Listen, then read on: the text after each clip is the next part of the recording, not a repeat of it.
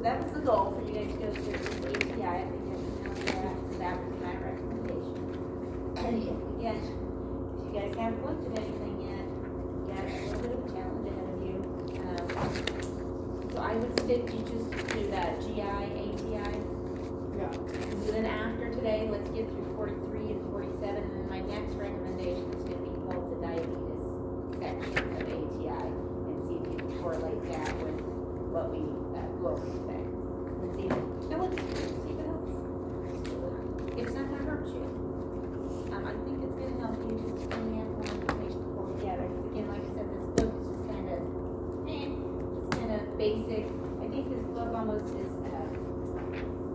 it's more set up for if you've done your A&P. This is assuming you already know your anatomy and physiology. So for those of you that are in it right now, it makes it a little trickier. So yeah, after today, go through your diabetes ATI and see how that works for you. Okay, so anti-ulcers.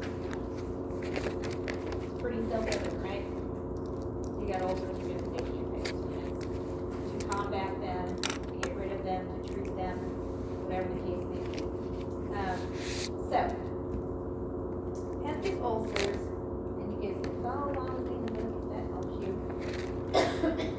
So, peptic ulcers, people can have these like, it can be kind of a broad term for ulcers. They can be pretty significant. People can deal with these for years and years. And here's a little bit of the anatomy, which you guys should have already reviewed that with your ATI. I hope it's laid out the anatomy of your stomach and your GI system. So remember, the esophagus goes down, empties into the stomach. So the word gastric, anytime you see the word gastric, that is referring to the stomach. Okay? Gastric juices, gastric acids, gastro, whatever.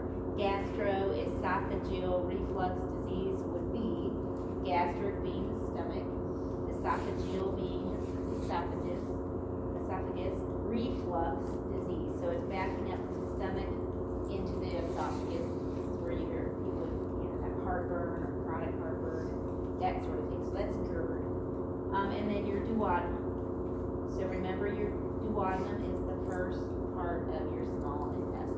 Duodenum, jejunum, ileum. So peptic ulcers can be anywhere in there. It can be in the esophagus, somewhere in the stomach lining, or in the duodenum. Okay, so that's where those terms come from. And so peptic ulcers, all these comprise peptic ulcers. So that's your broad term.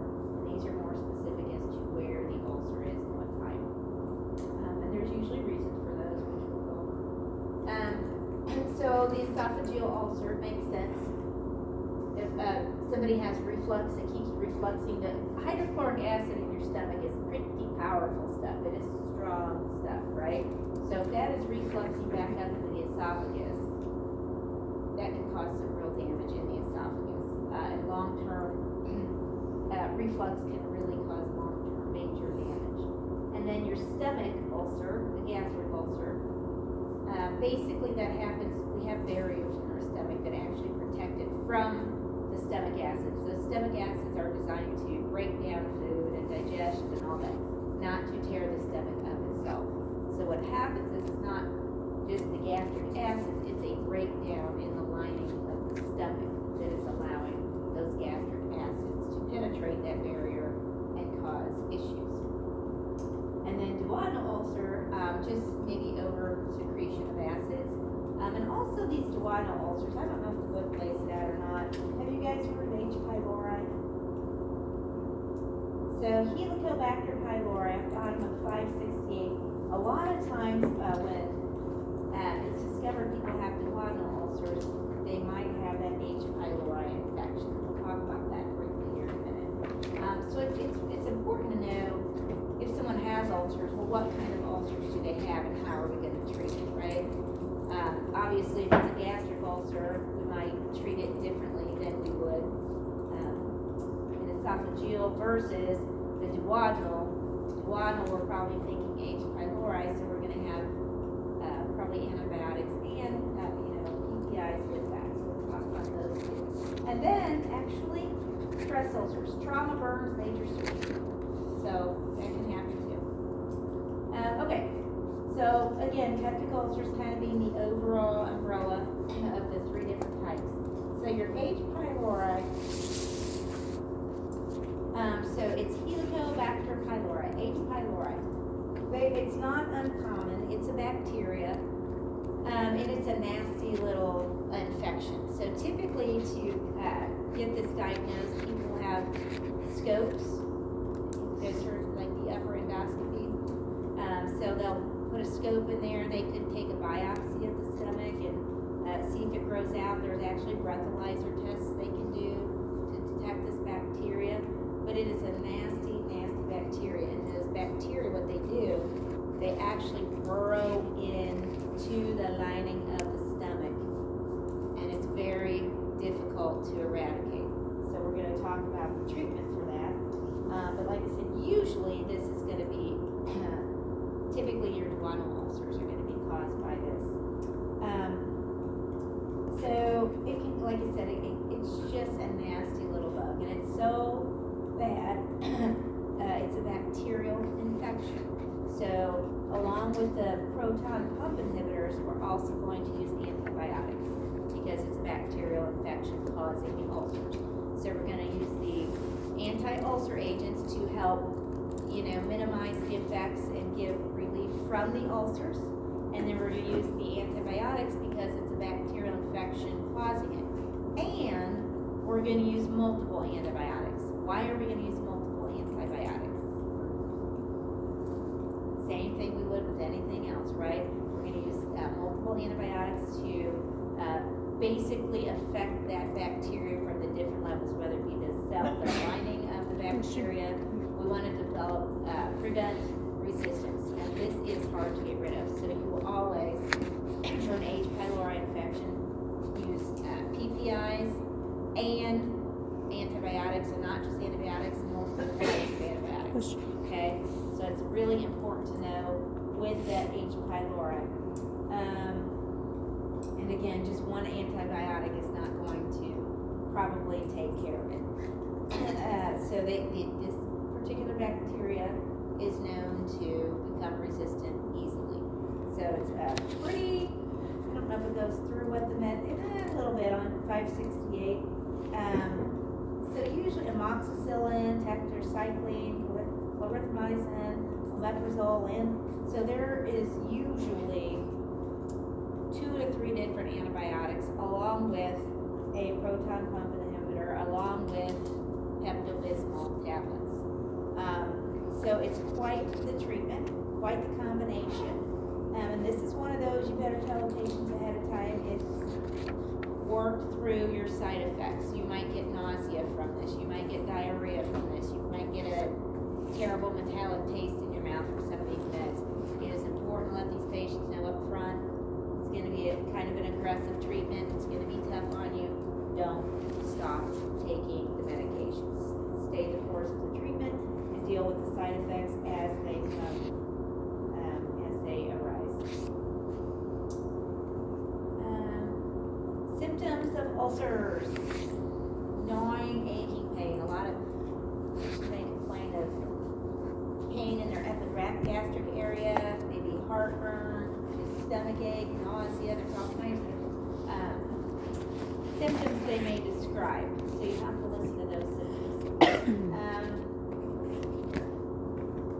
Go back to PPI.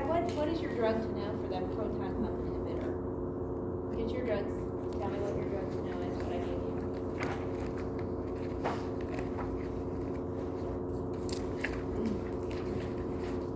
It is Protonics. Okay. What's the generic name? Pantoprazole. Pantoprazole. Okay. OLE. You notice, look at the ending of those. Omeprazole, lansoprazole. Look at the ending of that. That's kind of your clue for the generic name. That ending is a clue. That's one of your proton pump inhibitors. Those endings. So as you're looking through drugs, and oh my gosh, what is it? Just kind of know the ending, and that's the type of drug you're dealing with. So yeah, one of those is usually used with the antibiotics, sometimes a histamine blocker as well. They give you a histamine blocker to know, an H2. Yeah, aluminum hydroxide. Okay. Aluminum. The famotidine. Oh, formaldehyde. I'm looking at the. I'm like, that doesn't quite sound right, but that's Yeah. okay. Mine's cut off. Okay, okay, yeah, so that might get thrown in there too. So kind of know those different drugs, that combination therapy we're gonna use for H. pylori infections. That's really important to know. And read a little bit on that on 568. Like I said, you should be reading these chapters anyway, but after, we treat the H. pylori infection with the PPIs and your antibiotics, a lot of times we're still going to do that histamine blocker therapy for maybe even up to 6 weeks. So, one, we want to keep it under control, and two, there's going to be healing that needs to take place from the damage this H. pylori does.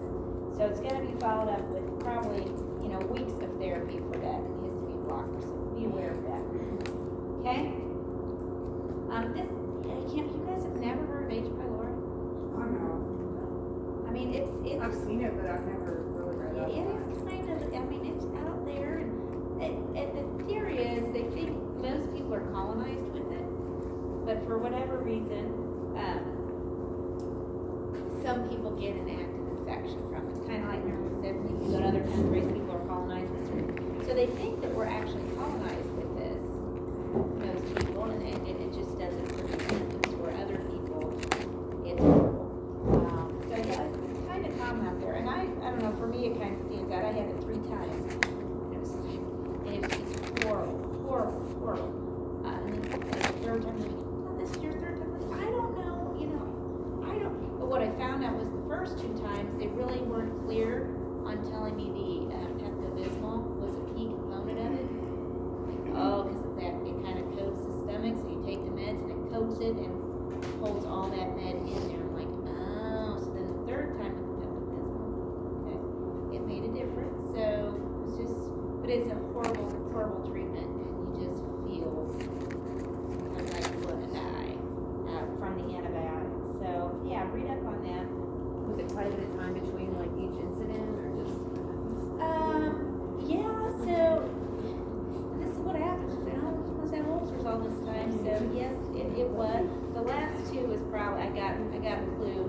The first time I had it, it was probably 5 years later. Okay. And then the second time I had it, then I clued in like, wait a minute, now I know what this is. But prior to that, I was like, oh, it's just ulcers.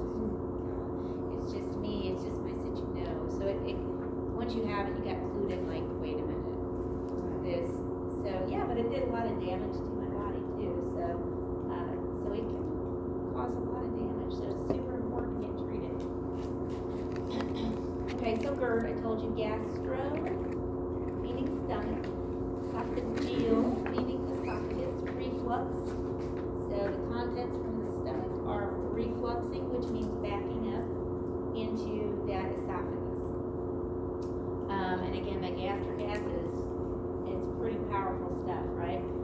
So it could be that there's a little sphincter, which is like a muscle that is supposed to prevent things from backing up, is not working properly. Smoking tends to accelerate the process. Here again with smoking. Smoking does a lot of terrible things to our body. It's not just, we know it affects the lungs, we know it affects our arteries, we know it affects our blood pressure, it also affects the stomach and many other things as we go along. Smoking is just bad, okay? You're never wrong on advising your patients to stop smoking or don't even start. There are no, and I mean 0, benefits of smoking nicotine. None. Does anybody have any that I'm not aware of? I don't know. There are none. 0. And honestly, you guys, to this day, right now, I do not understand how I'm seeing 18, 19, 20-year-olds smoking. Like, why would you even start? Like, the really old people, I get it, because they didn't know what they didn't know. Even like the 50 plus, even 40 plus, okay. But the younger people now, I'm like, I don't feel like they do as much. more Like vaping I now. remember them Vaping. bringing in lungs Yeah. into like our class, and they're like, "This is a healthy But lung. even This the is a vaping- smoker lung." Even the vaping is happening now, and we know what we know about vaping and how horrible it is. So I still don't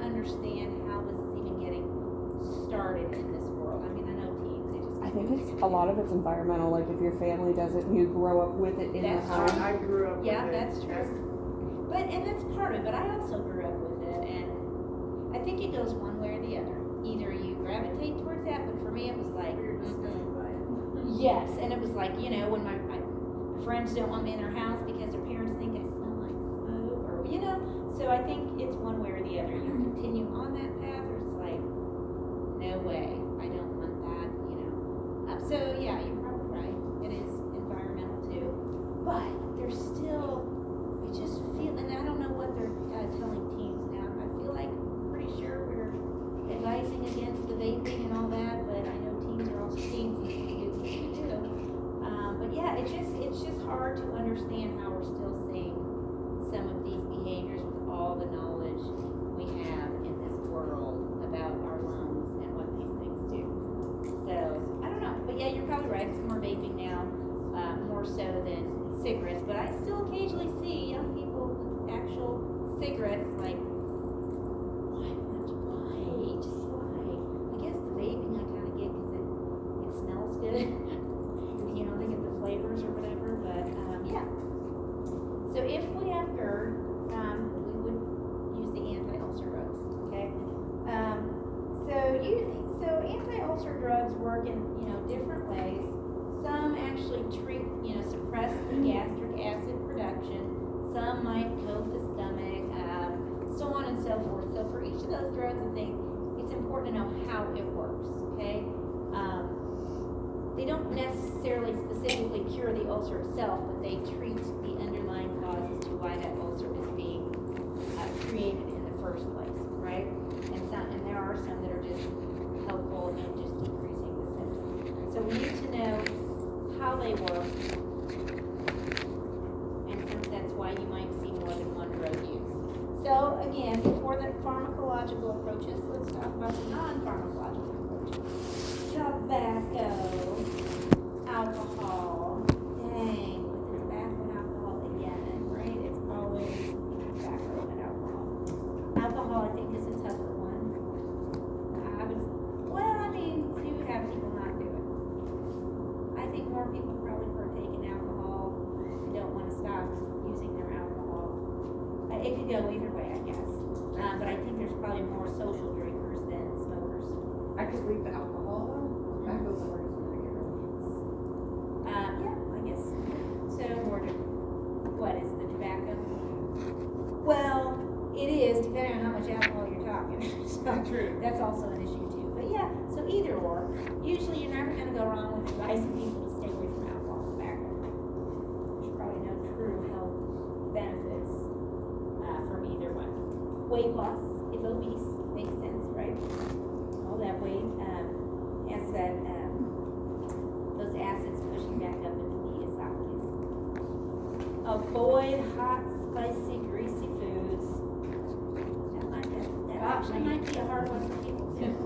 If you think, if this is your diet, it's been your diet your whole life, that's actually a hard one too. Do what? Bacon. I do like bacon. I usually eat pretty healthy, but yeah, bacon. Bacon. No, bacon is a weakness, for sure. Other than that, okay, but yeah, bacon. Put it from me, I will gobble it all. NSAIDs and oral glucocorticoids. Those are disruptive to the linings, right? Your NSAIDs are COX inhibitors, which protect the stomach lining. So if you inhibit that COX enzyme, you're going to inhibit the protection of the stomach. You guys remember all that? Does that sound familiar? It's coming back again, so don't take it out of your brain. So yeah, just take the food. So it kind of helps. So you have something in your belly and it's not just the bed straight on it. Sitting upright during and after meals. Now, why would we do that? Like, think of it, you're laying, right? If you're laying down eating, number one, just think about the positioning of the body. The stomach contents are going to back up to your esophagus. So we need to be upright so that food can digest and drain into your small intestine.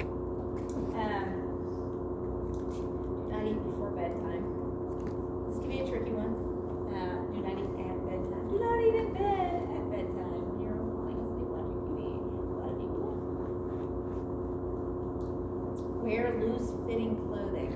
That can actually make a difference. Like if you eat all this food, then you get these tight things, like, right? I was gonna say, you see people like, oh God, I ate so much. Oh, that's better because it's pushing on, especially when you just ate. It's pushing on your belly and it can just cause some heartburn there. So pretty simple stuff, right? I mean, these are simple things, unless you're a tobacco or alcohol user, or if you like hot, spicy, greasy foods, or if you eat it in bed every night. That's my routine at night is ice cream in bed, watching TV. I should not be doing it, and that gives me heartburn every time. I know better, but I still do it. So it's hard to change habits. So non-pharmacological approaches first. So if we suggest those things, maybe it'll help minimize their issues. They're still having issues, we might need a pharmacological approach. So we're going to focus on we're not going to worry about the tranquilizers right now. That's not our focus here. Your antacids, your histamine blockers, your proton pump inhibitors, that's your PPIs. Instead of saying proton pump inhibitors all the time, we'll just refer to them as PPIs. And then your pepsin inhibitors. So they each work a different way. I don't know what it looks like on your screen, but it kind of shows you a little bit where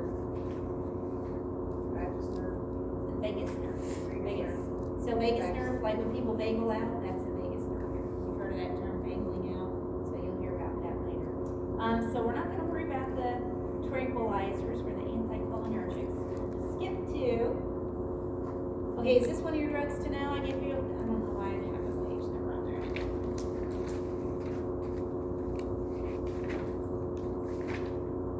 don't know if I have. No.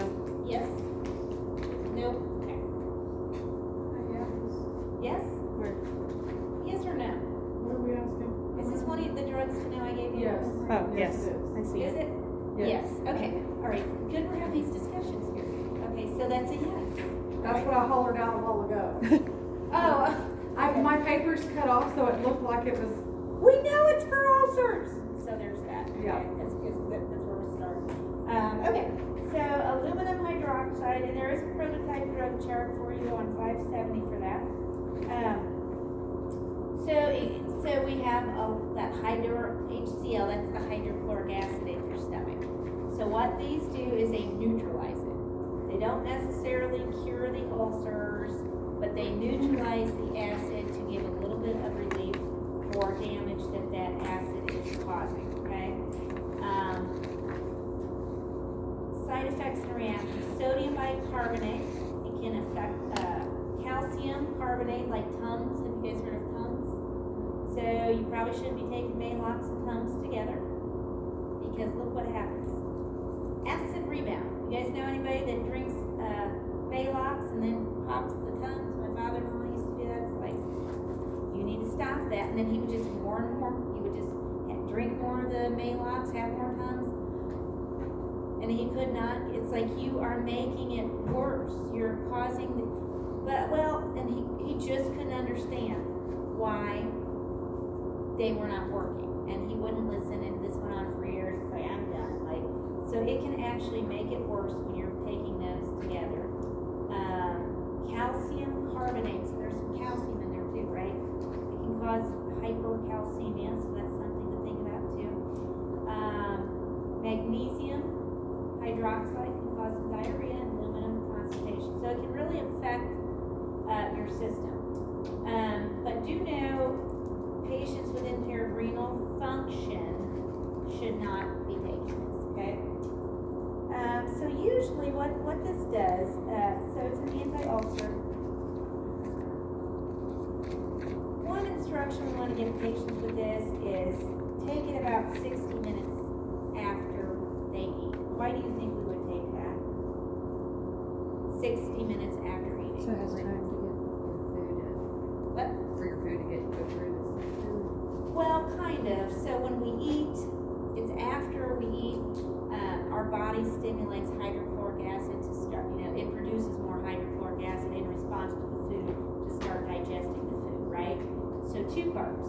So we're going to eat and the body's going to stimulate that hydrochloric acid, start digesting it, but we also want our food to be digested, right? So you don't want to eat and then take your Maalox right as soon as you eat. You need to let the food start the digestion process first. So then after about an hour, okay, that's starting now, go ahead and take it an hour after the meal so that the hydrochloric acid can now be suppressed. Is that making sense? So you don't take it with food, you don't take it before you eat, let the body start the digestion process, and then about 60 minutes after eating is when you're going to take that Maalox. So that it's like, okay, enough, we've got hydrochloric acid, enough now, let's slow it down, or it's gonna keep on going, okay? So that is actually how that works. So that's the biggie. Take it about 60 minutes after eating. Okay, antacids. A lot of these are over the counter, by the way, so be careful. Just like I said back here, they get Maalox, they get Tums, and they start taking them together. They're over the counter. People will just start doing all kinds of stuff for, treating. When you don't feel good, you don't feel good. You're just gonna do all kinds of stuff. Kidney function. A lot of these things could affect the kidney function. Fluid and electrolyte balances could happen. Why? Yes. And some of these things can cause constipation and/or diarrhea, right? So that could also contribute to your electrolyte balance. You guys can go through this here. Obviously, the goal is for them to have the pain decreasing. Now, sometimes it doesn't always start working right away. Okay, sometimes these treatments need to take a couple weeks to kick in. Some patients kind of need to stick with it and give it some time to work. Let's see, do not administer antacids with oral drugs. So antacids can actually delay the absorption of your drugs. And I mean just their routine medication. Maybe they take blood pressure meds or whatever, their routine stuff. So if you take antacids when they're taking their regular drugs, what does it do? We know it's decreasing the secretion of acids and suppressing all that activity in there, which might also suppress the absorption of those drugs. So antacids and regular drugs should not be taken together, okay? Separate them. Remember that when they take oral drugs, that first part of your pharmacokinetics is absorption, which starts happening in the stomach. So if we suppress the activity of the stomach, we're then going to suppress the absorption of those medications. So keep that in mind. Let's see. Drink a little bit of water after taking it, just to make sure it reaches the stomach. And we'll just talk like the Maalox here. Now, don't guzzle a bunch of water, just enough. Because usually the Maalox, has anybody ever taken that? Just a little bit that you take to coat the stomach. You might need just a little bit of water to get that down to the stomach. But just not a ton, like that, only a couple ounces, not a lot. Take 1 to 3 hours after meals and at bedtime. Again, it depends on which one you're talking about. But the aluminum hydroxide specifically, I would say, like I said, at least 60 minutes after eating. You could wait a little longer, but not too terribly long. Avoid taking with milk or foods high in vitamin D. That can actually affect anti-ulcer drugs. So let's see, you've got histamine blockers, 571. Is this the drug I don't think I gave you ranitidine, did I? No. What histamine blocker drug did I give you? Ranitidine, what? Famidine.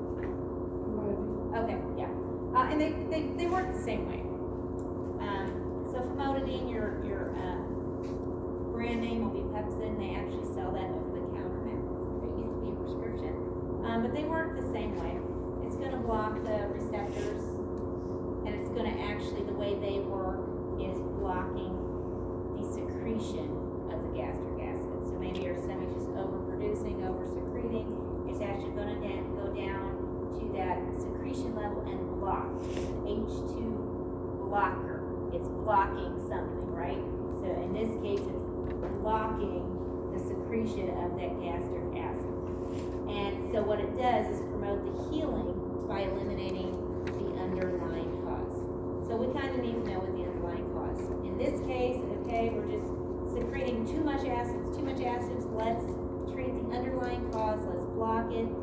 by blocking those acids being secreted, that's gonna promote the healing, okay?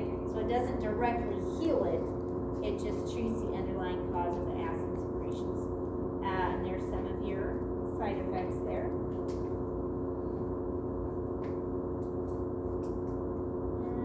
And again, just where it says ranitidine, just famotidine. Look at the ending of it. P-I-N-E. You guys notice that again? Cimetidine, famotidine, ranitidine, they're all H2 blockers. So kind of start piecing together the ending of that name with the class of drug it is. They're all going to work the same way. And like I said, it might take a couple of weeks, 1 to 2 weeks for it to start working and start seeing some effects. So for the H2 blockers, administer just before meals. Just before meals. Why do we want to do it before meals? Well, so it's a blocker. So it prevents the secretion of acid. And what happens when we eat? We create it. Right. Our body, we eat, and our body says, oh, there's food to digest, let me secrete more acid. So you need to take it before meals to tell the body, okay, food's about to come in, but we want you to suppress and not release as much acid. So this one in particular, the blocker, in order for it to block, you need to start blocking it before the cause of the secretion, i.e. eating food, comes into play, okay? Does that make sense? So this is where you have to start understanding how these drugs work in the body to know, how to talk to patients and what to tell them. Let's see. Avoid smoking. These blockers could potentially cause some impotence and gynecomastia. So who are we going to worry about with that? Men. Like, oh my God, I can't take this because it's causing impotence. Or do you guys know what gynecomastia? Yeah, man boobs. So they just, it's reversible. It'll go away. Man It'll boobs. go, man boobs, right? Yeah. Just stick with it. It'll go away after time. But we need to get this under control. Get your heartburn if it's severe enough for you. But they're reversible. So you need to let them know it's not permanent. It's going to go away once we get this treatment done. And common sense would say if you're eating or drinking something that causes irritation, stop. Oh my gosh, every time I eat tacos, I get this horrible heartburn. Then don't eat tacos, or whatever it is, right? Every time I drink this wine, then don't. I mean, choices. Like if you know for a fact this is what it's doing to you, then don't. And if you continue, that's your choice, then I guess deal with it, But you see that patients will come in, well, and they want this miracle cure. Sometimes the miracle cure is just stop doing what you're doing, and it'll take care of itself. And if you're not willing to stop doing what you're doing, well, I can't help you. So start first of all, like those non-pharmacological, start there. But again, our society, everybody just wants to come in. Nobody wants to change what they do. Nobody wants to try to fix themselves. It's just give me a pill, give me a quick fix, give me a cure. I'm not going to change what I'm doing. And there are providers out there that understand that will go ahead and give them those pills. And then there's providers out there that are like, no, if you're not going to do your part, then I'm not the one for you. So you see it all over the place. But that's human nature, right? I don't know why I have page numbers on all these. That's from the old book anyway. Okay, so anti-ulcer, let's see, is there anything else on famotidine I want you to know? I told you the gynecomastia, the erectile dysfunction, they'll go away once they stop taking the drugs. Let's see, takes up to a couple weeks for those, and I'm looking at your prototype drug chart here on 573, things that stand out to me. It will take up to a couple weeks to reach the full effectiveness, okay? So they're not going to necessarily see effects in a day or two. They need to know it's going to take several weeks possibly for you to really reach the full effects of that. Okay, let's see here. Proton pump inhibitors. Okay, what is the proton pump inhibitor I gave you again? Pantoprazole or? Yes. Okay. So again, I've just got another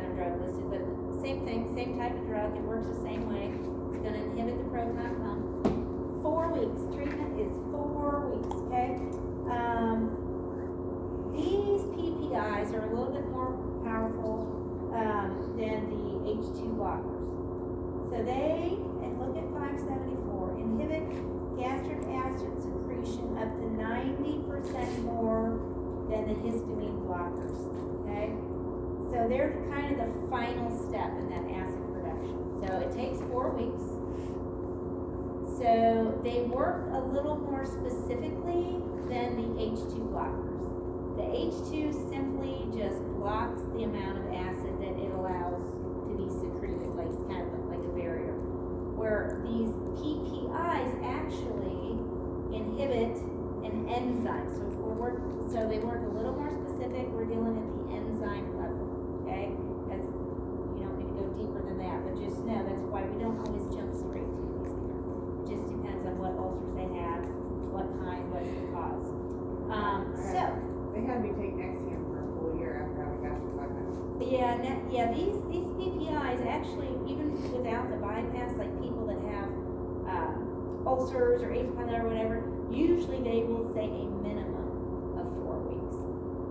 They don't like these aren't meant to be long term. They didn't tell you to take it long term, did they? And I don't know if they have to Full year. Yeah, but they're not meant to take forever. And your situation's a little bit different because when you have that procedure, you're I reroute messing everything because there's different parts of the stomach that do different things. So you go removing parts of the stomach or have stuff rerouted. If you haven't rerouted from your stomach, you're missing a lot of those digestive pieces in there for sure.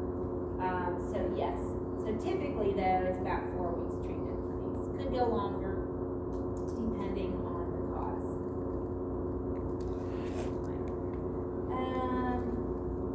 Did I give you sulfurate?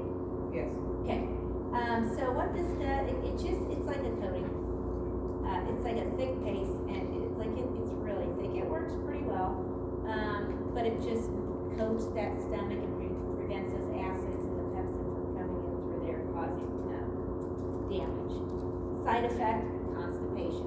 A lot of these that coat stomachs can cause constipation. So this one typically 30 minutes before meals and at bedtimes. And again, there's kind of specific patients that take this.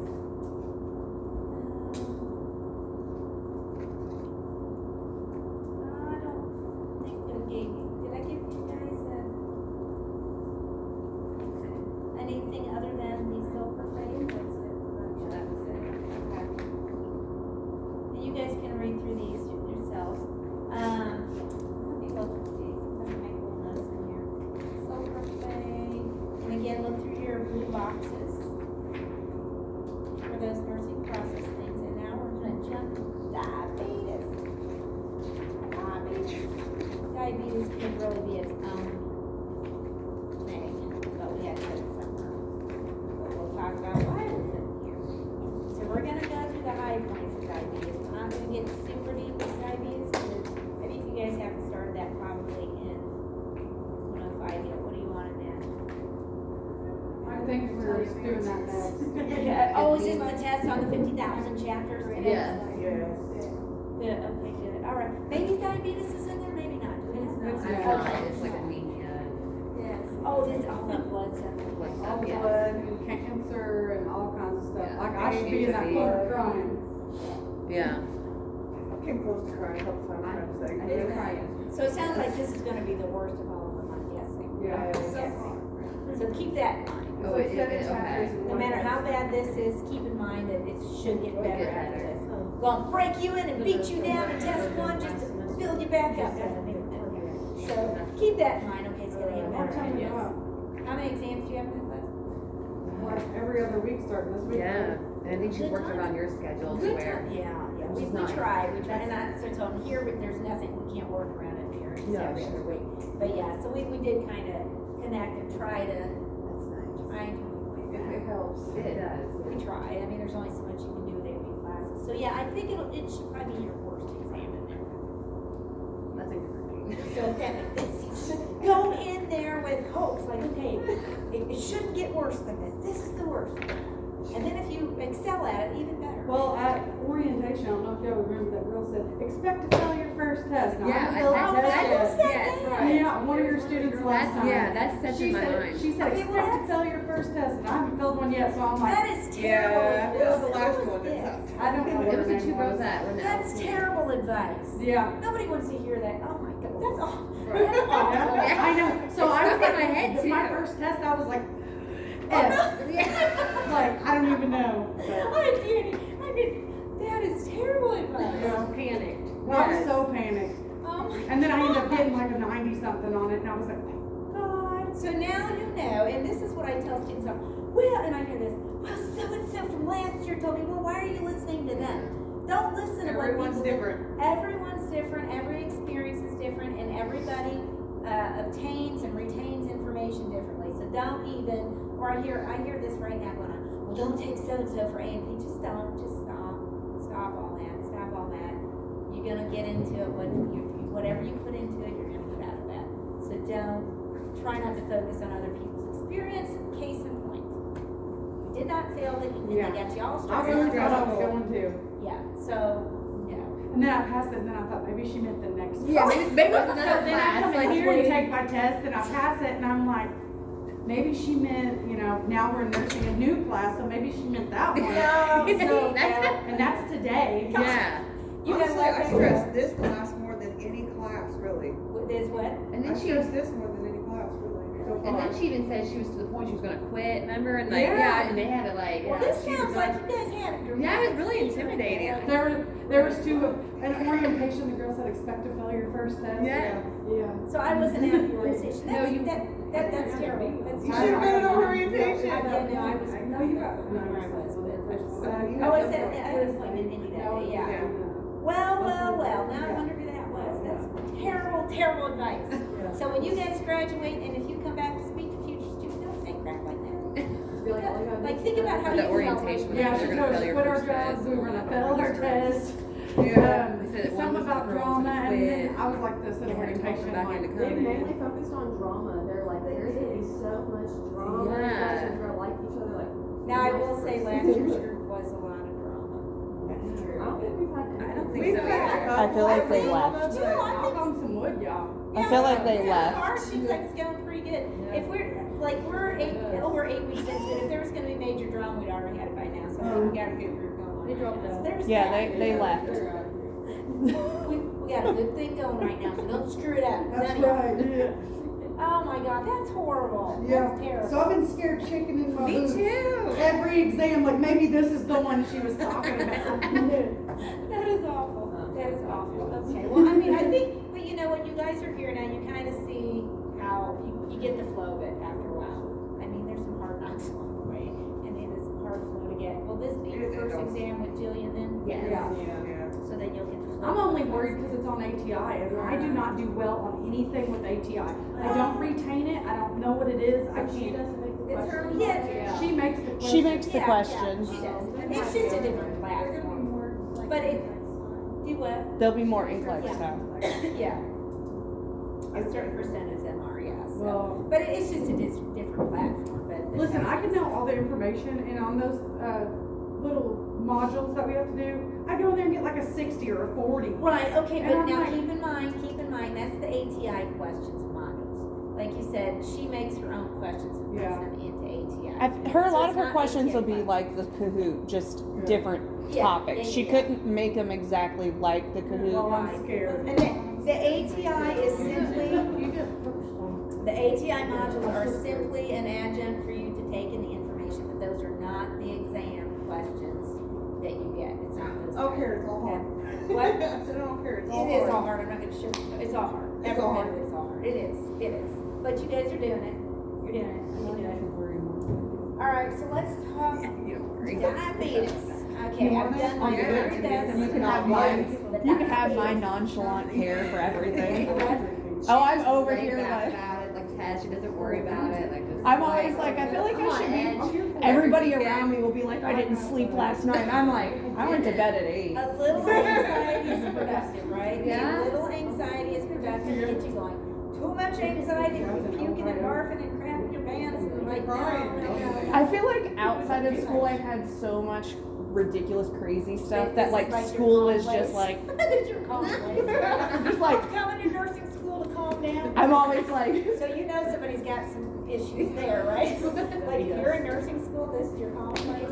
I feel like I'm like, if I But fail, it's I'll all just do it again. It's all perspective, though. You know, it really is. It's all perspective. Like, again, a little anxiety is good. Too much can be counterproductive. You just gotta take it one thing. I'm just like, my life doesn't end if I fail this. I can try it again or do something else. There you go. I don't see how people work their asses off and come in and do all this, and try to study, and then, And have have kids on kids. top of it. Kudos to you guys that have kids right there. It's a lot, but it's It's doable. like, what? It's, but just keep My remembering, child's more it's on top of me doable, it's studying a than lot. I am. He'll walk in and put a book down and be like, Mom, you need to study. And I'll be like, I just read this. And he'll be like, but you've not done it enough. Well, it's temporary. It's temporary. It's just a point in time, right? So Well, everybody keeps telling me. it's just 3 semesters, and we're almost done with one, right? Yeah. Right? You're almost a third of the way through. It's going And fast. this is our only pharmacology class, right? We Yeah. have another one after this. Yeah. And what? Oh, you don't love it? Are you kidding me? I think this is perfect. I mean, whatever. You're an awesome teacher and all, but It's okay. Most people don't like pharmacology and pediatrics. People like it. But guess what? I get stuck with pharmacology and pediatrics. But I'm just not the popular one because I get the class that nobody wants. So whatever. Whatever. hey, at least you love it. Okay, so your diabetes. So again, you guys, I've done my very, very best to condense this. Diabetes is ginormous. So I've done my best to condense what you need to know right now at this moment in time. You will build upon this the next couple semesters.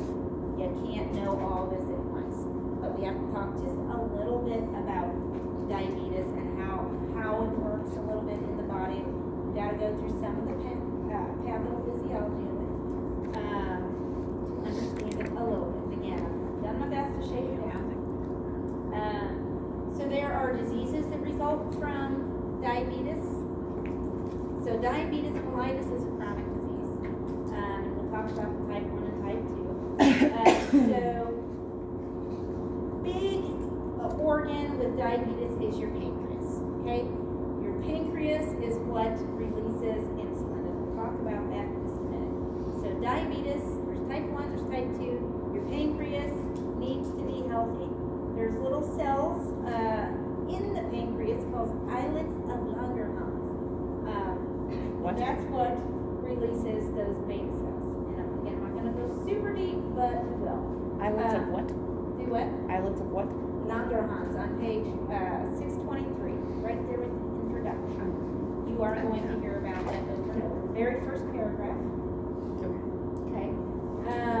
It's an exocrine gland, endocrine gland, and I know you guys aren't there yet with ANT, so we're not going to go crazy with that.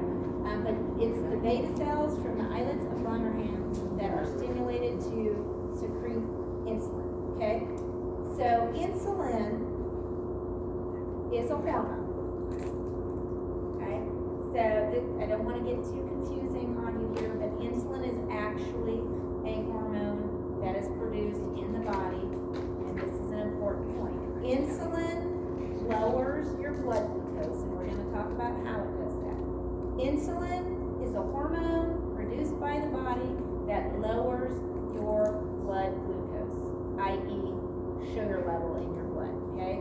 So what happens, before we get into all this, I'll try to explain it to you. So we eat, right? We eat, and then carbs. What do you guys know about carbs? They're what? They take longer. They use Not, free. not necessarily longer to digest, but they get broken down into sugars.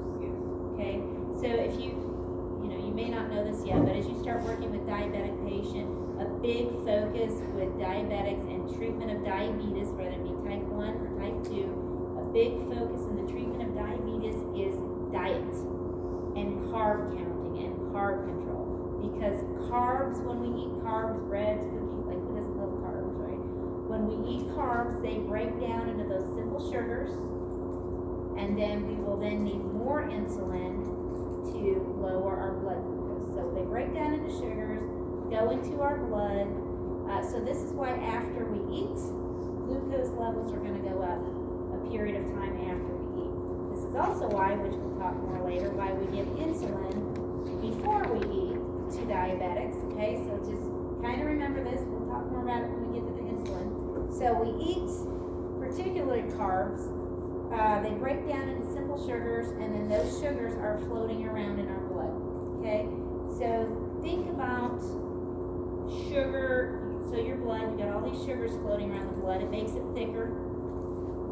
It is not help though. That sugar needs to be removed from the blood. So what happens is we eat carbs. They break down into sugars.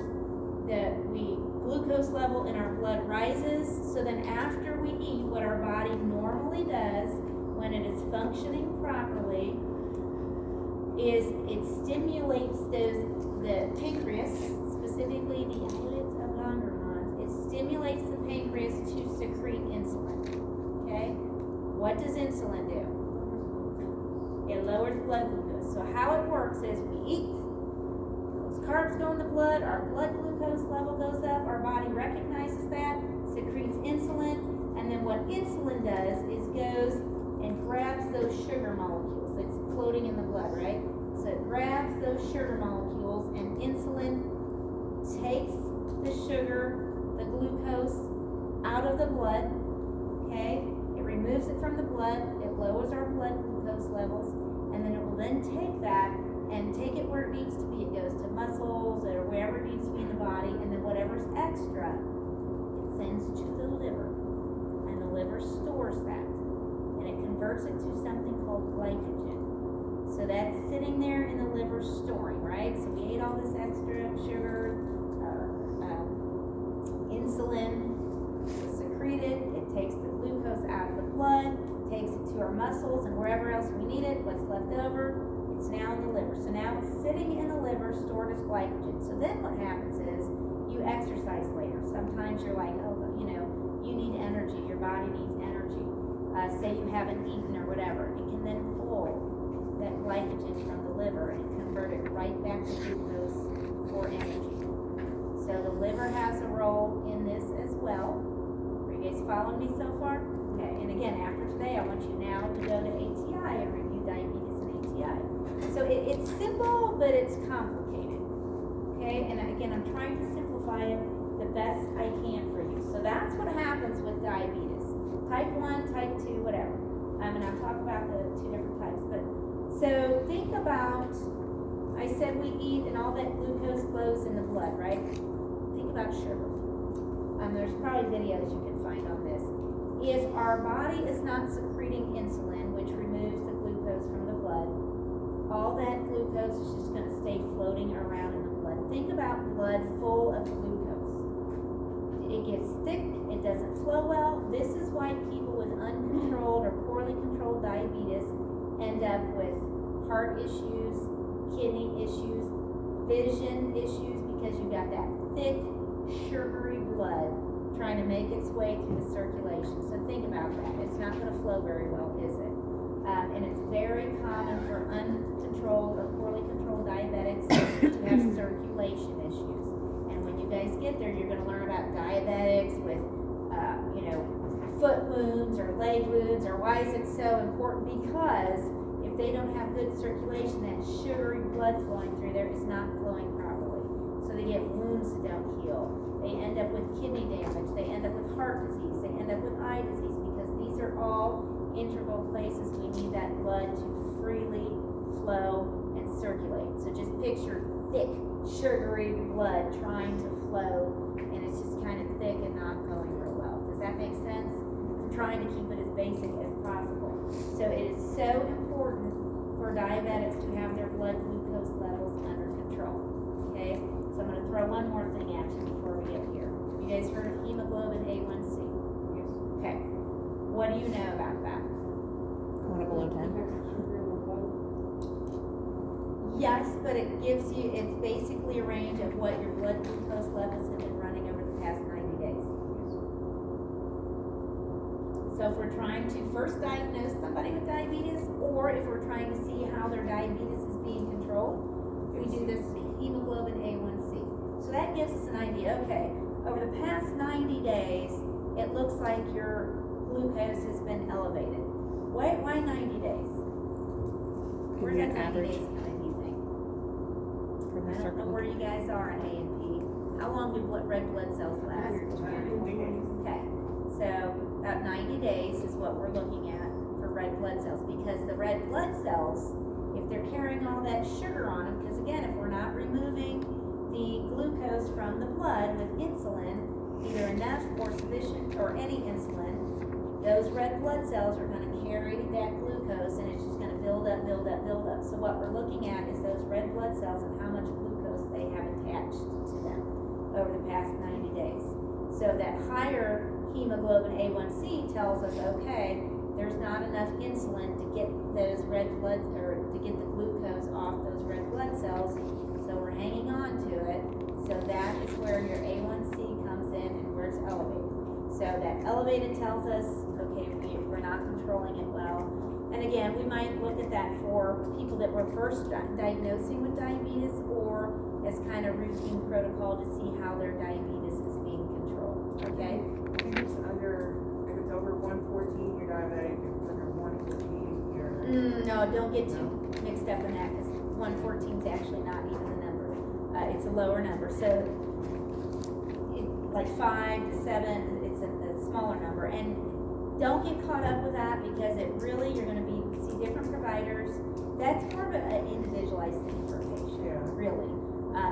Now, what I get concerned, like with our patients, we send them, okay, well, my endocrinologist says it always has to be under 5. That's a tight number, and it's different for everybody.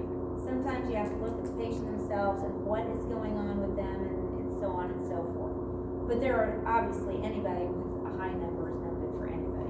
So there's ranges there, but it's kind of individualized too. So like I said, I get nervous when I see endocrinologists. I want all my patients below 5. I don't know. That seems tight control, and you gotta look at patients specifically what's going on. Okay. All right. So does that make sense so far with diabetes? Okay. That's as simple as I can put it. Is that we eat, it raises the blood glucose after we eat. It stimulates the pancreas to secrete the insulin, which then goes to the red blood cells and grabs that extra glucose, takes it where it needs to go to all the cells, and feeds our cells. It feeds the cells. We do have to have, remember this when we start talking type 1, you do have to have insulin to feed the cells of the body. If the cells of the body are not fed, the cells will die, you will die. So you have to have insulin to live. Are you following me? Without insulin, you will die. Rather than the insulin that your body's producing, or if your body stops producing insulin, you will die unless you give your body insulin. This is why insulin is such a controversial topic in this country right now. Because it's so expensive. It is so expensive. People are dying because they can't afford to pay for it. People will die because they can't afford it, and they have to choose between food or they're giving themselves too small of doses to make it last longer. So this is where you guys going into nursing, be very careful. Very careful with those terms if this patient is non-compliant. Well, of course he's here with wounds on his legs, or he's going to get an amputation. He's non-compliant. He won't take it. He's obviously not taking his insulin because it's him. Be careful. It might be that he's not taking his insulin, but we better find out why. Why are you not taking? Maybe he can't afford it. Maybe he is rationing it out so he can have food and pay bills. So be very careful with the non-compliant diabetics. There's some doctors that have found a small loophole around that, so like they up their insulin dosage technically to where their supply is built up. Well, but that doesn't necessarily work. It costs what it costs, and that's just going to make them have. So they to can pay get for the it. max from the insurance. Yes, if they have insurance. Guess what, guys? Everybody doesn't have insurance. So it's very, pay attention to the world and what's going on. Insulin is a very hot topic. It honestly should not cost anybody anything for insulin. When insulin was produced many years ago through the pharmaceutical company, the inventor, whatever of it, sold it for 1 penny because he said everybody should have access to that. It has remained virtually unchanged since it was created. So there's no reason right now, because remember, pharmaceutical they've got out of their research and everything they've put into it. Makes sense. There's no reason that insulin should cost anything to anybody right now. So that is the hot topic. Pay attention to what's going on in this country. That it's a life-saving drug. Without it, people with type 1 diabetes will die. So that is one drug out there right now that pharmaceutical companies should not be charging $400, $500, $600 for insulin. That's not okay. So do pay attention to that, but more importantly, pay attention to that with your patients and understand that it may not be that they're just being lazy or don't want to do what they want to do. Now, there are patients that can afford insulin and can afford it quite well and do other things with their diet and that sort of thing and cause problems that way. So understand first of all with your patients, why are we having the issues we're having? Let's talk to our patient, find out more about what's going on. So don't just rush right to a judgment and call them non-compliant, okay? Just because they don't want to do it. So be very, very careful with that, okay? All right, so major symptoms. I think I go through this later on in here. What is polyuria, polydipsia, and polyphagia? What does that mean? What's polyuria? Lots of urine. Yeah, poly means many, so excessive urination. What's polydipsia? Thirst. Excessive thirst and excessive hunger. So this, sometimes we get this with patients that are, maybe they haven't been diagnosed yet with diabetes, or maybe they're having excessively high blood sugars. Why would excessively high blood sugars cause these things? Do you know? I don't know if I put it in here, you'll never know. Trying to excrete everything. Yeah, the cells are actually starving. So remember, if that insulin's not being released and taking that glucose to all the cells that it needs, it's just staying there in the blood. The cells are not being fed, they're not giving thirst, so patients will have excessive thirst. So because of excessive thirst, they're going to urinate a lot. They're also going to urinate a lot, trying to spill over some of that glucose that's floating around. And then they're hungry because their cells are literally being starving. So these symptoms are classic symptoms of excessively high blood glucose levels. Okay? Hyperglycemia. So it's not uncommon. Patients coming in with these might be like, oh, there's our clue, this might be a type 1 diabetic. Okay? Or they've already been diagnosed with diabetes, and this tells us their blood glucose is way high. And I think I talked about that just a little bit coming up. But just, this is why it's important to understand what's going on in the body with diabetes. This right here, how that insulin works, and how it's working in the blood is super, super important to understand. Okay. Are you guys following me so far? And again, I want you to do HCI diabetes after this to kind of recap. Okay, so there's type 1, there's type 2, there's secondary, there's gestational. No, there's different types of diabetes, and we need to understand the cause. So type 1, so people used to call this juvenile diabetes. Have you heard that? Juvenile diabetes. The correct term now is type 1. Insulin-dependent diabetes mellitus. So you might see IDDM, insulin-dependent diabetes mellitus. So a person with type 1 means their body is not producing insulin. If you have type 1 diabetes, you will require insulin injections. And why injections? Well, insulin is not absorbed in the GI tract. It is absorbed in the fatty tissue of the body.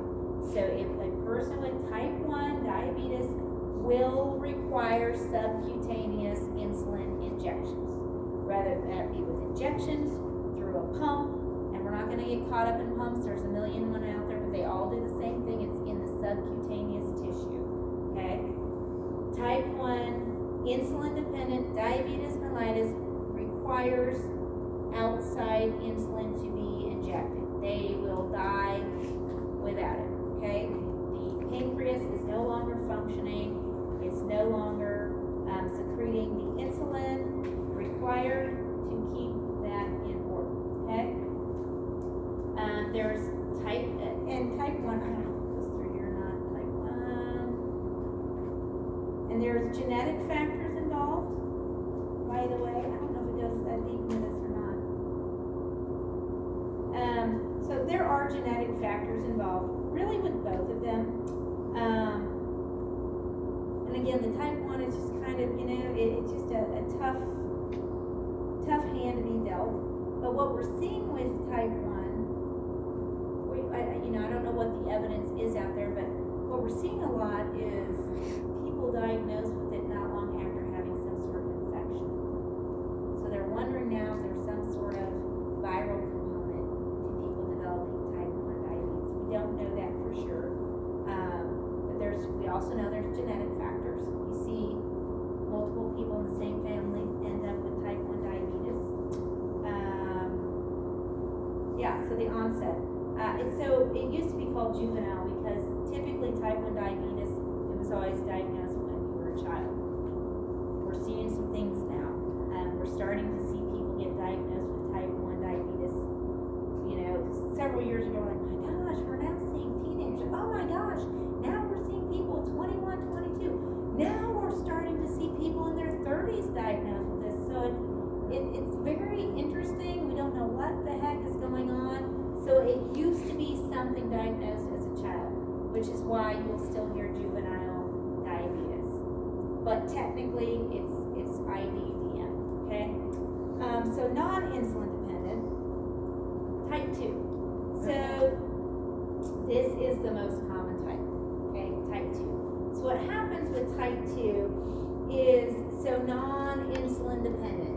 Typically what happens with type 2, the pancreas is still working. It's still secreting insulin, but it may not be secreting enough insulin, or the body is not responding and using it the way it's supposed to, okay? So type 2 typically is most commonly related to heredity and obesity. Type 2, for the most part, can be reversed or at least be controlled. How do you think we're going to control that? What's the Diet. best way? Lose weight. It's going to be diet. And I got to tell you, some of these commercials are pissing me off, And you guys know that's enough, the Ozempic, the pens, all that stuff out there, that's controversy right now. Oh, because people are using it for weight loss Yes. instead of diabetes. Yes. My And doctor for a while, actually there was tried a shortage to. on it, and that's not okay, that you're using it for weight loss when there are diabetics who actually need that for their diabetes, so it's controversial now. There's a lot of 'Cause it side used effects to- people are having from that too. There are side effects, and I see it. It was a little bit before they caught on to it and started not allowing insurances to cover it. Because there for a while, when doctors were giving it out, insurance was covering it. Well, but here's something else I start seeing. It's a Hollywood thing. Oh, they don't need insurance. The skinny little 90-pound people that need to maintain their weight loss, like, no, it's reckless, And while it's a prescription, providers need to step up and be a little more, But yeah, so yeah, weight loss. So that became a controversy. So even that aside, there's different pills and things you can do for that. The bottom line is, we should not necessarily be prescribing medications for type 2 diabetes until they've looked at lifestyle modifications. Easier said than done, right? We know that. But do know there's a difference. So typically type 2, your pancreas is still working. Your pancreas is still releasing insulin. It's just how is your body using it or not using it. And that's when your oral anti-hyperglycemics come into place. So know this, if a patient is taking an oral medication for diabetes, that's your clue, it's type 2. Insulin cannot be absorbed in the GI tract, right? Insulin is only subcutaneous. So if patient's taking an oral medication for diabetes, it's type 2 diabetes. Oral medication's not going to help type 1 diabetes. Type 1 diabetes is because the pancreas is not producing and secreting insulin. Are you following me? So if they take both, are they automatically type 1? So, no. Okay, so I was heading to that. Oh, okay. Okay, no, that's okay though. We're in there. So, makes sense first of all with the oral, and patients sometimes don't understand the difference between type 1 and type 2. Some are very much on top of their diabetes and others are like, okay, well, tell me what to do. But what can happen with type 2 diabetes? Okay, we know typically it's gonna be hereditary, but obesity, lifestyle, inactivity, food. What can happen is, if they don't get that under control, it can get worse, it can get worse, it can get worse. And it can get to the point where they then need insulin because they are ruining their pancreas, which is now not secreting. But it would still be, the underlying cause would still be type 2. But they have gone so far and their pancreas has been destroyed so much that perhaps their pancreas is now not secreting the insulin. And they may need insulin injections with type 2. It's usually that's, It's destroyed by their diet, like. Do what?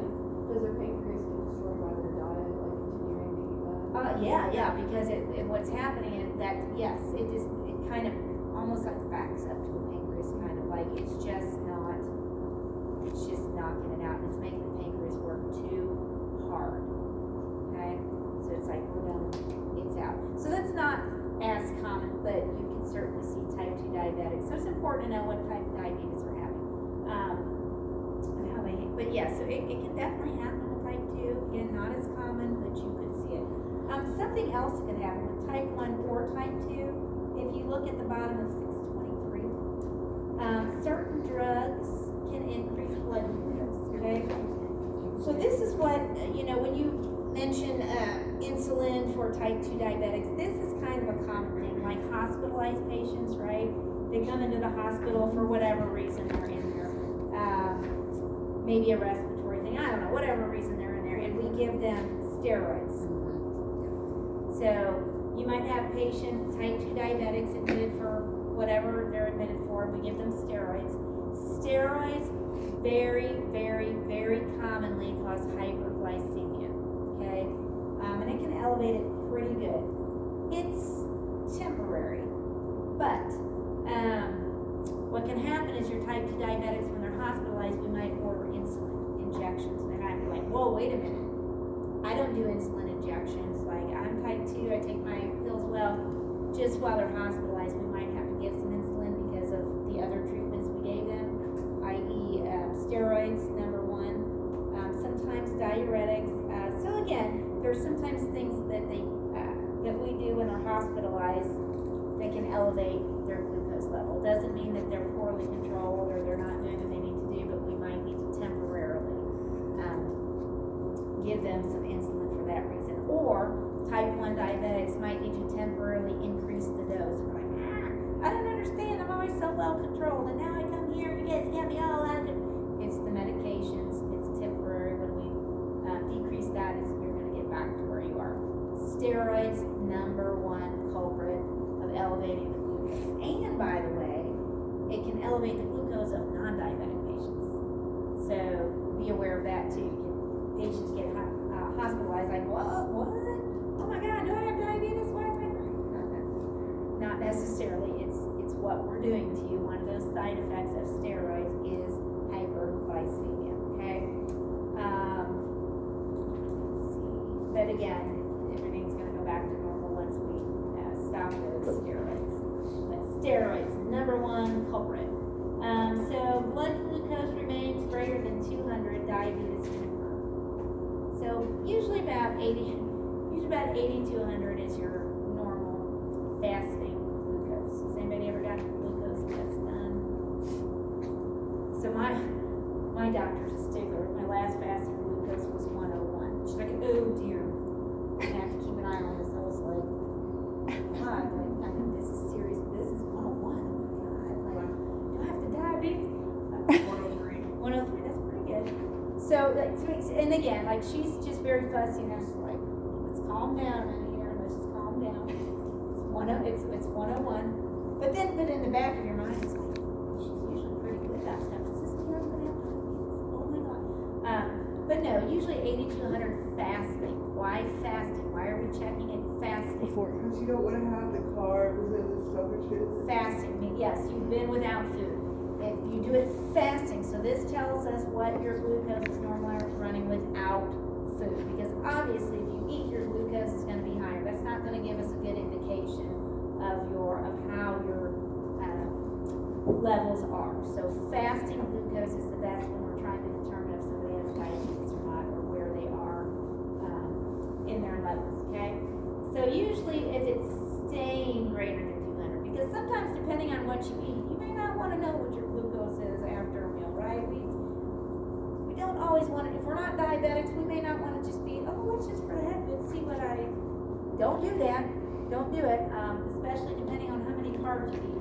But this is when it's just staying at that level, typically fasting. And another thing about your glucose levels, even with those with diabetes, we get more concerned, not just the high, but it's the highs, the lows, the highs, the lows. When glucose levels raise, and then they drop, and then they raise, and then they drop, that's poorly controlled, and that is actually harder on the body and the kidneys than the constant. So it's almost like we'd rather see a person who's constantly at 150 than one that's at 80, 300, 250, 75, like all that up and down. Trying to find a patient with a steady range is where we want to get them. That's what they call target range. So we want them in a constant level range. Obviously not at over 200 all the time. That's not a good range. We need to look more into that, okay? Are you guys lost yet, or are you okay? Okay. So then there's secondary, like I said, glucocorticoids, corticoids, diuretics, that sort of thing. Secondary is going to go away once the treatment stops. And then gestational, what does that mean? Pregnancy. Pregnancy. So I told you insulin's a hormone, right? You remember that? What happens in pregnancy? There's a lot of hormonal changes. Hormones, you guys, when one hormone's affected, hormones go all over the place. So pregnant women with hormonal changes could potentially get diabetes while they're pregnant, but typically what happens is after they have that baby, hormones level goes back to normal and it goes away. It's gestational. They typically only have it while they're pregnant and then it goes away. What's another age group with hormonal changes we look at?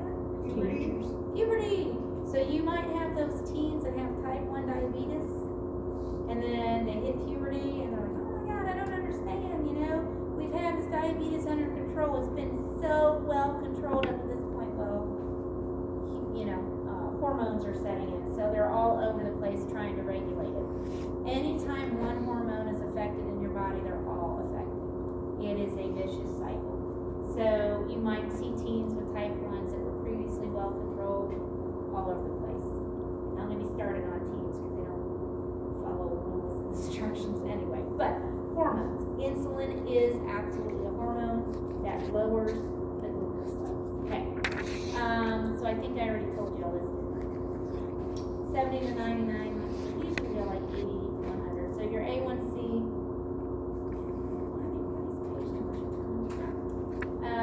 usually 5 or less, but we're not going to get too tripped up. Just know, like if you see an A1C that's like 10 or 11, woo, that is a horribly controlled diabetic. That means their blood glucose are constantly very high. You'll see that a lot though. You do, and what's the problem with the consistently high blood? They're not following their plan, their Yeah, diet, and their medicine. physiologically, what's the They're problem? overweight. Physiologically, what's going to happen with consistently high glucose? What? Your organs. Yes, your organs. Everything that requires blood flow, whether it be your organs, your kidneys, your heart, your brain, your eyes, circulation. The blood needs to be flowing and flowing freely. If you have that consistently high glucose level, it's not flowing freely. It's sluggish. It's almost like sludge, sludge trying to make its way through your circulation, and it's not going well. Okay? We have you diabetic at 148. Well, yeah. I was at like a 6 or 7. Yeah, and different ranges are different. And again, you gotta kind of look at why do we have the diabetes? What's going on, right? Okay, so insulin. There's some different times. Did I put a chart for you guys with insulin? I think it was. So yeah, just so to know the onset, peak, and duration is super important to know with insulin. Like I said, onset, like usually your regular insulin. This one. We're gonna give, what? Oh, I should ask that one. Yeah, no, you should have a There's a separate bunch insulin of chart. those. I gave you different, there's drugs and there's a separate, Oh, wait.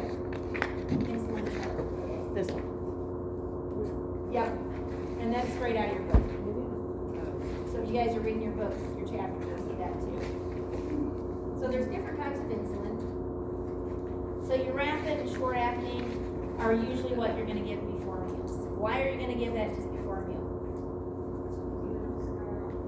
Yeah, because what happens when we eat? We eat, the glucose goes into our bloodstream, our body detects that, the pancreas secretes insulin to lower the blood glucose. So knowing how the body works, it makes sense that we know when you eat this food that your blood glucose is going to go up. And we also know that your pancreas is not secreting insulin. So what we're gonna do is just before you eat, give this insulin. That way when you eat, it is timed to where when you eat, about the time that the glucose levels are going up in your body, then that insulin will be kicking in as if your body secreted the insulin at that time. Timing is important with insulin. Onset, peak, duration, especially the onset. So you time that with meals. So typically, like sliding scales, which we'll talk about here in a minute, that's why you're gonna have that regular, faster acting insulin with the sliding scales, okay? And then there's short, intermediate, long acting, and combo, and you guys can look at that. So you got, this should sound familiar, clear, cloudy insulin. Yes. Why does it sound familiar? We've done them. We did it in the lab. Right? So I would assume that we've talked We about withdrew. why you draw up which one first. Clear is more rapid acting, your cloudy is more intermediate acting. You never want to get that cloudy into the clear and contaminate it, because the clear needs to be clear and only clear. Yes, you draw up, yes. So you never want to get that cloudy. This is why, because we need it to act when it's supposed to act. And if you go getting that intermediate cloudy contaminated into the clear, that clear is not going to work the way it's supposed to work as quickly as it's supposed to work, okay? So know those onset, peaks, and durations of those. Let's see here, what else do I want you to know? And again, I've just done my best to kind of condense this for you guys. And there's also regular, did she talk about this in lab, combos? So when you see regular NPH and regular, it's already combined. You don't have to draw up the two different vials. So they actually have vials where they're combined. NPH? What? Which one's already mixed? NPH and regular, both. So they have vials or pens that have both already mixed for you. It just depends on the person and their insurance and what's provided and what they have. So that's just the combo. Anytime you see combo, whether it's in a vial or a pen, it's just already combined for you, and you're not drawing up regular and NPH. Okay, it's just a different type. Storage. So this is important to know. Keep it in the refrigerator until it's open. So once it's open, you do not have to refrigerate it. You're going to get patients old school. We used to tell them all the time, insulin has to be refrigerated. It doesn't. But only 1 month, right? So if they're not going to use it in a month, then maybe they should refrigerate it. But really, the refrigeration component is only until it's open. Once it's open, then you can keep it at room temperature. Now, not in direct sunlight, not in excessive heat or anything like that. But these are important because you get people that get a little worked up, oh my God, or, maybe my refrigeration is out or I lost my power. It's fine. That insulin's going to be fine at room temperature once it's open. And again, no, not high temperatures or anything like that. And I would imagine she's already gone through with you guys. You roll it, look at the vial. Don't shake it. What? Don't shake it. Don't shake it. I thought you said shake it. Don't shake it. Yeah, you just roll it. You don't want to shake it. You don't bubble it. You don't want to denature the components of it. You just gently roll it. You guys have already drawn it up. You see what it's like to get 1 unit drawn up, right? It's kind of hard. So do you understand that storage of it? And once it is opened, if it's going to take them longer than a month to use it, then they should put it in the refrigerator. But once it's open, they need to use it within 3 months. After 3 months, they're done, right? They need to get discarded and get new insulin. So that's important to know. like I said, know your onsets, peaks, and durations of those. This is what insulins do. I'm going to let you guys read through that. And also, again, with your ATIs, you pull it up. When you pull up ATI and diabetes, pull this back up again as you're reviewing it and start connecting that. Insulin on blood glucose. Here we are again. Does this sound familiar? Did I already say this? I feel like I said this 10,000 times this morning already. But it's important. And it looks really basic right now, and it sounds really basic right now. And then you're going to walk away, and then in 2 days, if I say, tell me the insulin effect on blood glucose. Well, something to do with something and cells. This happens every time, guys. Every time. Like, what? Hold on, what? It looks simple, it sounds simple, but then when you're asked to recall it in a week or so, you're in trouble. So, again, you're going to pull up that ATI on diabetes, pull this up, and start correlating them. Once you understand how it works, it's going to be just basic. Again, we need insulin to transport that glucose that it takes out of the blood so that the blood's not thick, sugary, and sludgy. We need that insulin to grab that glucose and take it to our muscle cells and feed the cells of our body so we can live. And then when it feeds our cells and there's a little bit left over, we just put the leftovers in the liver and store it in the form of glycogen. And then we start exercising later and need some energy somewhere. Like, where are you getting that energy? If it pulls it right back out of the liver, that's called glycogenesis. You don't necessarily need to know that term, but it just converts it right back into the usable form. Okay? Make sense? It really is. It's basic, but yet it's complex. It's both. So I do want to talk about sliding scale. I hate sliding scales. It's not really the best way to handle glucose levels. It's been around forever, but it's what we got. There's something you guys will learn later called correction factor or carb counting. That is the best way to actually handle diabetes. But the way that works, there's math involved. So you're going to see correction factor mostly used right now with children and younger adults. The older adults, they gave up a long time ago. We're doing slide scales because they're not going to learn it. So you're going to see different things out there. You're going to see sliding scales, and then you're going to see this correction factor, like what's going on. And like I said, with kids, it takes a bit. You know, sometimes we're teaching parents how to do this math with this carb counting, so they have to count carbs, and they have to do this formula, and then they have to do all this little math, and once you get it, it's fine, but it's a little tricky. So you're going to see both out there, but for right now and here, we're going to focus on the sliding scale, because as LPNs going into the world, you're going to probably work mostly with the adults, and especially older adults. So this sliding scale coverage, it is based on what their glucose level is, okay? So sliding scale, and this is where people get a little bit confused by sliding scales. We give it before they eat and at bedtime. So typically it's going to be your faster acting insulin, okay? It is based on what their glucose level is. It's not necessarily based on what they're about to eat, how many carbs they're about to eat, what they've eaten. It is based on what their glucose level is now. So we usually do it before meals. Okay, let's do an AccuCheck. I don't know if I gave an example or not. There's an example in your book. It might say something like AccuChecks before meals. So we do AccuCheck. If it is between, I don't know, if their glucose level is between, AccuCheck wise, 120 or 240, give 2 units. So it's a scale. It's literally a scale. You do the AccuCheck, and whatever that number is, that scale is going to tell you wherever it falls, this is how many units you give. Are you following me? It's super basic, but that is for the AccuCheck only.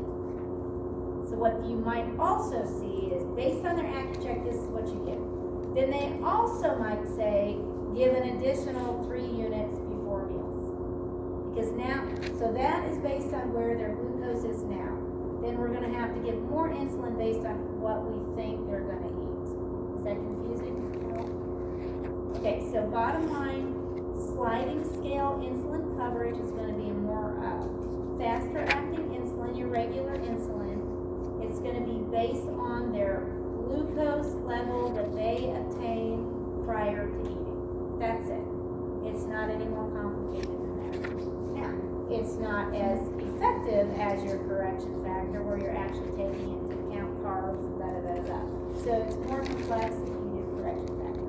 So that's it. You'll see it. Here's a sliding scale. This is what it is. This is the insulin. That's it. That's all you do, okay?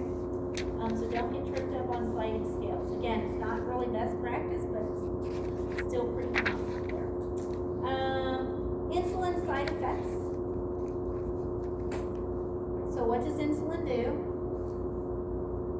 It takes the sugars out of your cells. It what? Goes against the sugars. Yep, so it lowers your blood glucose, right? So anything we do with medications, right, we could overdose it, or the body reacts a certain way. So we know it lowers the glucose levels. Sometimes it can lower it more than we want to lower it, and they can get hypoglycemia, right? You can go too low. So here's a little thing about diabetes. There's hypoglycemia, there's hyperglycemia. Neither one's great, but we get much more concerned with hypoglycemia. Why do you think that is? Because you gotta have enough. It what? Mm-hmm. You need to eat. Maybe, if you can. So patients can get so low, so hypoglycemic, they could die. They can become unconscious, they could die. Or hyper, typically they're gonna be awake, and it's a little bit easier to lower it. Okay, we'll slap on some insulin and lower it. When they get so low, and again, there's different reasons this could happen, but patients that take insulin routinely still have hypoglycemic reactions, which is why we tell people that use insulin, you must always have fast-acting sugar with you, whether it be the glucose tablets, heck, even sugar packets. We tell our kids, our little, our chip, which diabetic educators cringe when we say it, but I'm like, I'm telling them. With a kid, we tell them to keep gel icing, those little tubes of gel icing, we tell them to put it in there. Kid's gonna be more likely to do that than something else. Whatever they have, quick sugar. So hypoglycemia or insulin shock is kind of the same thing. So you give insulin to lower the glucose, it can go too low. You gotta reverse that and be prepared for that. And these are some of those signs of hypoglycemia. So something. What is dangerously low? It depends on the person, and it depends on the age, and it depends on the situation. There are patients out there who run extremely low routinely, and it's like, how are you sitting at 40 and still looking at me and talking to me? Mine will drop down to 30. Are you still awake, or do you I usually hit feel the it? floor. Yeah, I was gonna say you probably feel it. Oh, I feel it, I hit the floor. Yes, so everybody's a little bit different, and with diabetes, what we do is determine target ranges for patient. That's all very individualized, and like that correction factor I talked about earlier, we're determining target ranges for patients. Everybody's target range is a little bit different, but there are those oddballs who run really low all the time, and like, and then there's some that run high, so you gotta that's where balance it out with the insulin and get that right dose. Yeah, mine is, if you ever see me sitting on the floor, just give me some sugar, I'll be okay. I'll tell you one thing we used to do, which is, I think back, like with healthcare, when we learn better, we do better, right? So years ago, something we used to do, I think now, what world were we thinking when we would get kids coming in with new onset diabetics?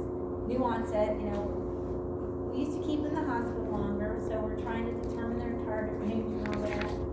We had a couple providers that would tell us, all right, load them up with after a few days in, load them up with insulin and drop them as low as you can. Whoa. Because we want that patient to feel what it's like to be low, so that when they go home, and that was our common practice. Woohoo! So we would do it and That sounds drop awful. them, and parents would see the symptoms, and then the kids would see it, like, now do you know what it's gonna feel like when you get low? Yep. Horrible, isn't that terrible? But that's, but at the time, we thought it was the right thing, so that when we sent them off into the world with this new diagnosis, that they were gonna be more prepared and understand what it feels like to be low. I mean, in theory, it makes sense, right? But probably not the best idea. We don't do that anymore, right? We did do not that do that. patient We education. don't- Right, but that was kind of dropped, you know, and it was one like, heck of a way to get drop it. them down, get them low, it's like, yeah, and those kids would be like, oh, yeah, I know what it feels like. It was horrible, like, I mean, that was a terrible thing, but again, It's horrible. things in healthcare, you know, we evolve, we learn, we change, we do better, but you do what you know at the time. You know, I would not recommend that we don't do that anymore, but it's like, and well, no, and their thought was, well, do it in a controlled environment. So what we're doing is like research, illegally, I guess, I don't know. Do it in a controlled environment. That way, if they drop so low, we can bring them back up. It's a controlled environment, so it made sense at the time, but now, no, we just explained to them what's gonna happen. But yeah, so these are all things, why would they have these lack of coordination, confusion? Their cells aren't being fed, right? Yeah. They're not getting what they need. Like, think about when you get hungry. Like, we can all probably get hypoglycemic once in a while. You don't have to have diabetes to be hypoglycemic. Think about when you're starving, you haven't eaten, you're like, oh God, I'm weak, I'm tired, whatever. You just get a certain way, right? The cells are not being fed. They need to add dizziness in there. Well, there can be in there, yes. And there's all kinds of symptoms. And typically patients they learn when they're high or low, they start to get that sense for that. But no, so insulin can lower it too low. Hypoglycemia is a quite common side effect of insulin. Just kind of like blood pressure medicines, when we talk about that, it lowers blood pressure. Sometimes it goes too low. Whatever our aim is on the medication, whatever medication is, that can also be a side effect. So insulin is meant to lower the blood glucose. A side effect can be going too low, hypoglycemia. Does that make sense? Okay, right? Okay, so note those. So, did you guys learn about this when you talked about injections, lipodystrophy? It's kind of like when they keep injecting in the same spot over and over and over and over again and not rotate. It will not. Okay, so that's why. So what happens is, so insulin is absorbed in the subcutaneous tissue, right? So if a patient keeps picking whatever site it is, if they keep going in the same site over and over and over, it builds up scar tissue. And if there's scar tissue there, then insulin is not getting to the fat that it needs to absorb it. And that's called lipodystrophy. That scar tissue can make little knots underneath the skin. Those little knots underneath the skin is the scar tissue that's built up. So you're gonna get patients like, I don't understand, like, my glucose level's still high.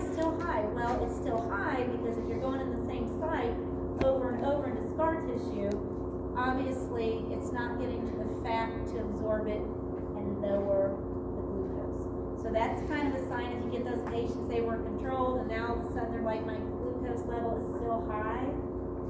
Let's talk about that. Are you rotating the sites? And that's for each injection.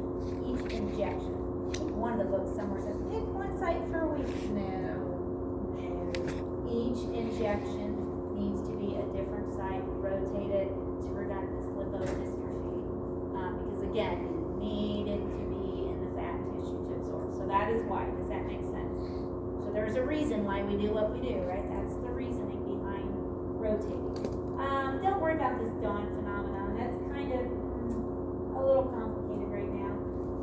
Diabetic ketoacidosis is an important concept for you to understand. DKA. Have you guys heard of that? We haven't done much on it. Okay, so we'll just briefly talk about it. So again, if you don't have enough insulin, the sugar cannot be taken out of the bloodstream, can't be metabolized, can't be sent to the extra to the liver. It can't feed all the cells. So what happens is fatty acid it's also called ketones. Have you guys heard of that word ketones? You will in the future. They can't use it for energy. So something called ketoacidosis, okay? That's referring to ketones in the body's happening. Have you guys acid-base balance started that? Testing it today. Okay, all right. So She says we'll get into the DKAs a little more do what? later. Yeah, you'll get more later. Again, we're just gonna keep it basic. Just know DKA, diabetic ketoacidosis, what's happening is the blood glucose levels are super high, okay? Either it's a new onset diabetic, or the insulin's not working, or they're not using their insulin, or whatever the case may be, it's super high, okay? And part of that that's happening is those little ketones used for energy are not being used for energy, okay? So they're gonna be floating around. This might come, patients, you'll see it in urinalysis. Did you guys talk about UAs at all? I don't know where you get it.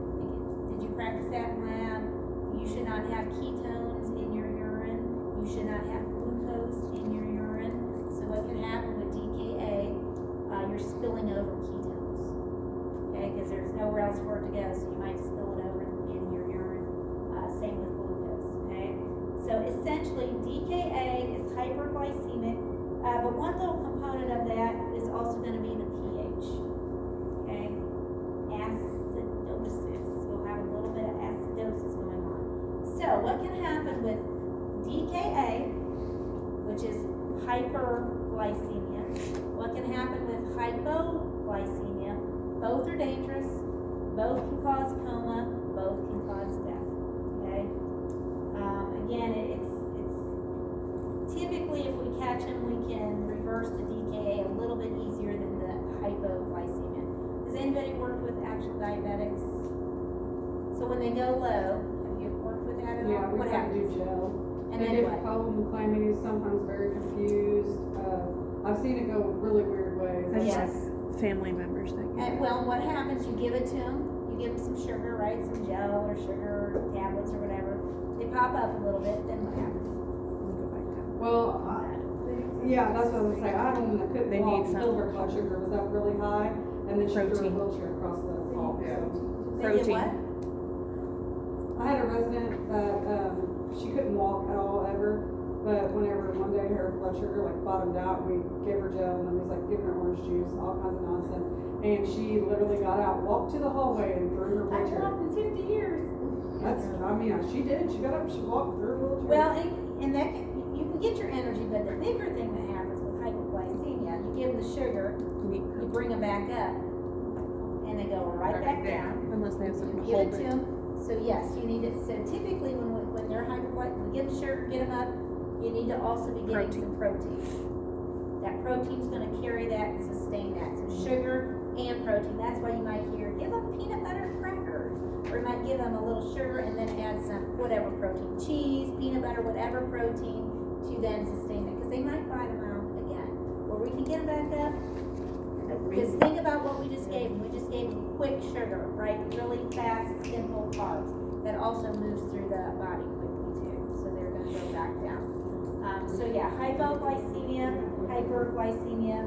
And any patients with diabetes, by the way, type 1 or type 2, an important component of taking care of diabetes is checking their glucose levels frequently, at least 3 to 4 times a day.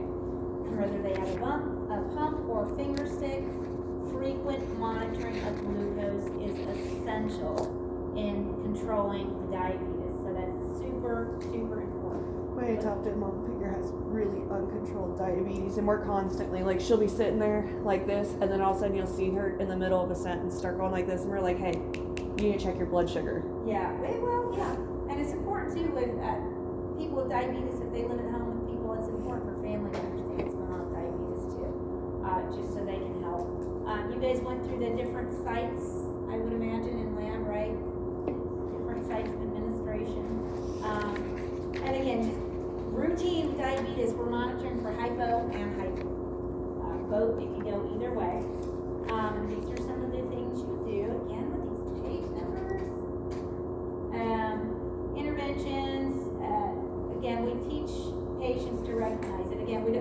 shouldn't bottom them out and let them find out the hard way. That's not how we learn anymore. But we do teach them.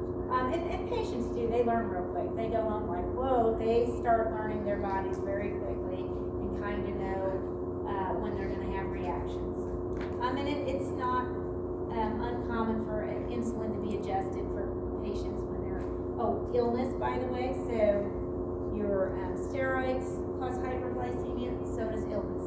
So it's not uncommon for patients with controlled diabetes, they have a virus or an illness, all of a sudden their glucose levels are going up, okay? So that can raise it. So this is a tricky part of particularly type 1 diabetes. This is what you hear. Well, Johnny's had the flu or whatever, and he's been nausea, vomiting, diarrhea, so we stopped giving him his insulin because he doesn't have food. So they're afraid if they're not eating, they're vomiting. If they're not eating and they give insulin, they're afraid they're going to bottom out. But your body's still not producing. Your body is still not producing insulin, and illness actually increases your glucose levels. Now, what may need to happen is they maybe will take less of a dose of insulin, but illness does not mean, for type 1 diabetes, illness does not mean stop your insulin. You still need to take that insulin. It just might be in a different dose, okay? So super important that illness and steroids elevate that insulin, the glucose levels in the body. Okay, and I'm going to let you guys go through this before we run out of time. So hypoglycemia, Low blood sugar. yep. Insulin excess, too little food, exercise. Why does exercise cause our glucose levels to You're using go your down? sugar. Yeah, you're burning through it, right? This is important to you for people. So just because somebody has type 1 diabetes doesn't mean they can't be an athlete or that they can't be active. They still, in fact, can. So maybe you're an athlete, or maybe you run, or maybe you do whatever. Just know that before you're still going to take your insulin, you might need to have some carbs and a protein before you exercise and throughout and after. Just kind of know that. So what's happening is we're exercising. So we give insulin, which lowers it, takes the glucose out of the blood, and on top of that, we've just used our extra glucose from that liver and burned it up, so now we got nothing left, right? So do understand, exercise can lower blood glucose. It doesn't mean they don't exercise, they just need to account for that with carbs and or proteins before and during exercise, and sometimes after as well. So kind of understand how hypo and hyperglycemia are working in the body. Hyper, again, if we don't have enough insulin, which lowers it, and then here's DKA, a little bit more of that. You need to understand that. I think I want to talk to you real quick here. So go through this with ATI. I think it'll help you. Ketones, that should be excreted. Urine and breathing. So have you guys heard of patients in DKA with that fruity odor on their breath? That's kind of a hallmark. It's those ketones. So typically... So it's the ketones that cause that? Yes, it causes it. So when you have that diabetic patient with that fruity odor, and until you smell it, you don't really make the connection, kind of like juicy fruit gum is all it reminds me of. That's an indication that their glucose level is pretty high, and we might need to address this, okay? And again, like I said, urine will spill over those ketones, but that fruity odor on the breath of a known diabetic might be a sign of hyperglycemia. And then years ago, I think they're better now, but years ago, law enforcement would pull people over. I think they're drunk. Think they're drunk because they're hyperglycemic, they're confused, they're dizzy, they're acting a kind of way, and they would have this odor on their breath.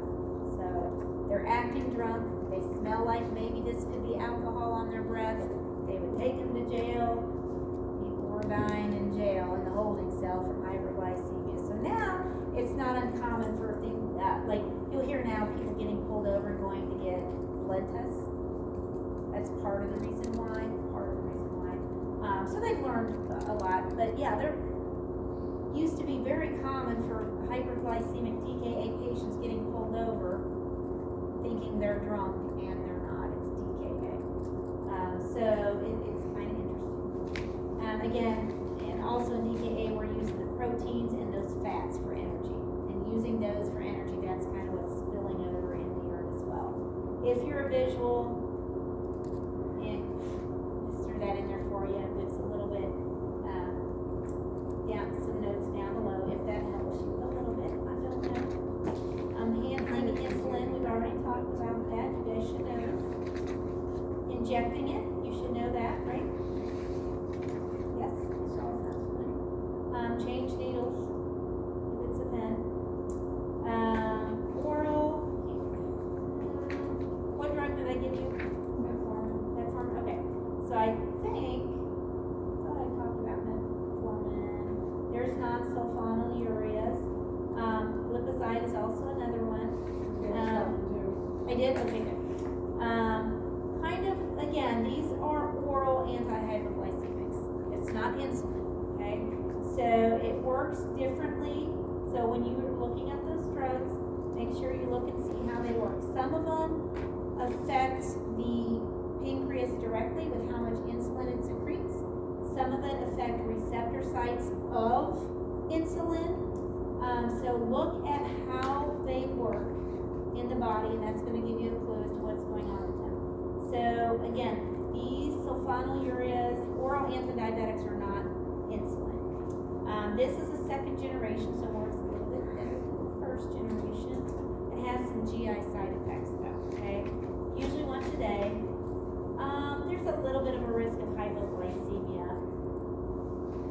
And then your metformin is kind of important. Kind of recall that role of the liver in the glucose, okay? So metformin, how it's working is it's decreasing the, so remember that glucose, it gets sent to the liver and stored as glycogen. So the way this metformin works is it's decreasing how much glycogen the liver is converting back to them. Are you following me? So it's going to decrease, so it's working kind of at the liver aspect of the whole glucose level. So it stands to reason that it might affect the liver, right? It also is going to decrease it after meals. So anything postprandial, if you see that word postprandial, do you guys know what that means? Post means after, prandial is meals. So any postprandial is after they eat. It decreases how much glucose is absorbed in the small intestine. Yep, so it could affect your GI system, right? And it also affects the insulin receptors. So this is working in a whole lot of ways here. Okay, it doesn't simply like where insulin simply takes the glucose off the blood cell, feeds the cells, and sends it to the liver. That's what insulin does. This is working all kinds of ways, right? At the cellular level. So this has a whole lot going on. So you can have GI effects, you can have liver effects. So this typically though, this should not produce hypo or hyperglycemia directly. It does not directly work on the blood glucose in the blood. It works on all the other ways. Because of that, it shouldn't cause the hypo or hyperglycemia. Okay? It's eliminated unchanged in the urine.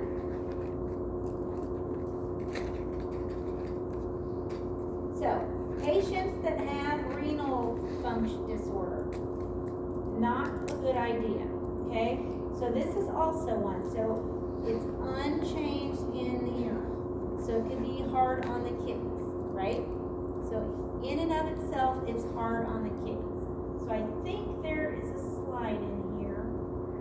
Maybe not, maybe it's in your book. So because it's hard on the kidneys, I feel like it's in your book somewhere. Have you heard of patients that are going to have, yes, page 633. So you might have patients who are going to go have a radiology procedure that a dye is going to have to be injected into them. So what you're going to hear is, so the dye itself that we inject for these procedures, the dye alone can cause renal dysfunction, okay? That alone. Metformin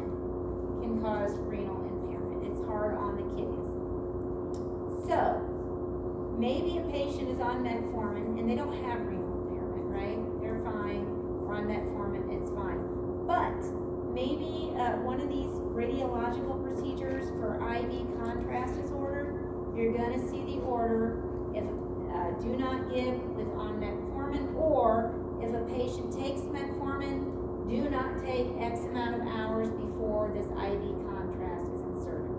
Because the IV contrast can cause kidney issues alone. And then when we add this to metformin, that can really increase the risk of renal dysfunction.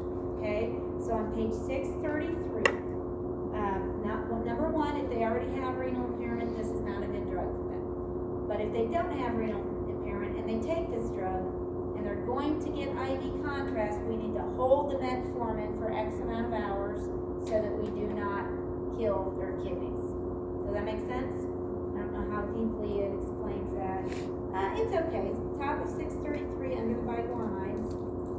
So there are risks associated. So as you get out there in the clinicals, when you see hold metformin for X, this is why. Because of the IV contrast, okay? So I think, don't worry about all these others. Skip. There's some guidelines. And again, if I said skip it, don't worry about it. Just the basic process. And then I do want to finish with glucagon. So do not get confused with insulin and glucagon. Insulin is a hormone that lowers the blood glucose because the pancreas is not working. Glucagon is a hormone, again, that is naturally produced by the body when our blood glucose gets too low. This is happening on regular people. When we get too low, glucagon gets released, it elevates it. Glucagon comes into place with diabetics, particularly type 1 diabetics. If we give too much insulin or they have severe hypoglycemia, we may have to administer glucagon. Typically, glucagon is reserved for those that are not coherent. It's usually an injection, either IM, IV, whatever. It's for those patients who are not alert enough to take glucose on their own. So basically, glucagon is the hormone